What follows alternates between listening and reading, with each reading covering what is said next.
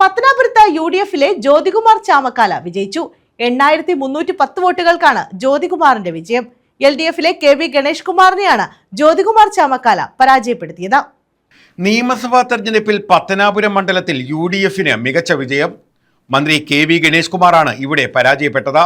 UDF-ലെ ജ്യോതികുമാർ ചാമക്കാല 8310 വോട്ടുകളുടെ ഭൂരിപക്ഷത്തിലാണ് വിജയിച്ചത്. ജ്യോതികുമാർ ചാമക്കാല 68,275 വോട്ടുകൾ നേടിയപ്പോൾ KV ഗണേഷ് കുമാർ 59,965 വോട്ടുകളാണ് നേടിയത്. 2020 പാർട്ടിയിലെ അനിൽ പിള്ള 7,031 വോട്ടുകൾ നേടി.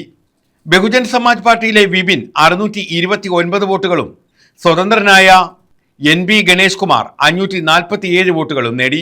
ഡെമോക്രാറ്റിക് ഹ്യൂമൻ റൈറ്റ്സ് മൂവ്മെന്റ് പാർട്ടിയിലെ അനീഷ് കിളിമാനൂർ 297 വോട്ടുകൾ നേടിയപ്പോൾ സ്വതന്ത്രനായ ജ്യോതിഷ് കുമാർ M-ന് 266 വോട്ടുകൾ ലഭിച്ചു. News bureau, Pathanapuram.